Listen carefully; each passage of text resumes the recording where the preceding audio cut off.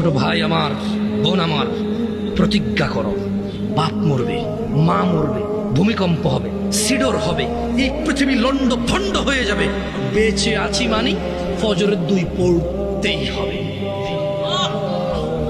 বেঁচে আছি মানে জোহর আসর মাগরিব ইশা পড়তেই হবে। একটু আগে সিগারেট খেয়েছি, একটু পরে আজান হয়েছে, নামাজ পড়তে হবে। একটু আগে পর্নোগ্রাফি উলঙ্গ সিনেমা দেখেছি, একটু পরে আজান হয়েছে, নামাজ পড়তেই হবে। ঘুমের মধ্যে কাপড় চোপড় নষ্ট হয়েছে, মা জানে, বাপ জানে, ভাবি জানে, বোন জানে, সবাই জানে। এখন গোসল করলে সবাই বুঝবে কেন গোসল করছো। সবাই বুঝলে বুঝুক, না বুঝলে নাই। আর বুঝলেই কি না বুঝলেই কি, আমার কাপড় নষ্ট হয়েছে, গোসল আমার ফরজ হয়েছে, আমি গোসল করবো, নামাজ পড়ব।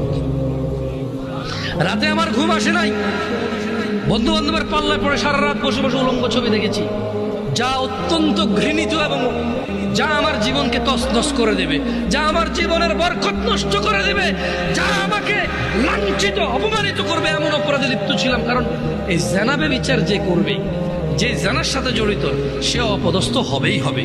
আপনি আখিরাতে তার আছেই। এই একটাই অপরাধ জানাবে বিচার, একটাই অপরাধ অশ্লীলতা, যেটা শাস্তি আল্লাহ দুনিয়াতে দিয়ে দেয়।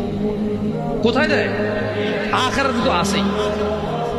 সারা রাত উলঙ্গ ছবি দেখেছো, দেখে নিজের জামা কাপড় নষ্ট করেছো, অপবিত্র করেছো নিজেকে, অসুবিধা নাই। গুনাহ যা হওয়ার হয়ে গেছে, গুনাহ নিয়ে পড়ে থাকলে চলবে না। গুনাহ যা হওয়ার হয়ে গেছে, গুনাহ নিয়ে পড়ে থাকলে চলবে না। যাও গোসল করো, ফজরে আযান হয়েছে, সালাতে যাও, 2 রাকাত সুন্নত পড়ে আল্লাহর কাছে ক্ষমা চাও, 2 রাকাত ফরজ পড়ে আল্লাহর কাছে ক্ষমা চাও।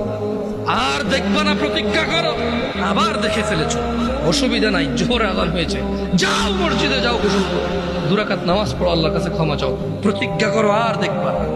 আবার দেখে ফেলেছো, অসুবিধা নাই, পরের ওয়াক্ত আযান হয়েছে, যাও মসজিদে যাও। কারণ মনে রাখবা, সকল অপরাধ গুনাহ, নামাজ যদি ছুটে যায় কুফরিয়া শিরকি হয়ে যাবে, ছাড়া যাবে না নামাজ। আমি কি বুঝাইতে পেরেছি?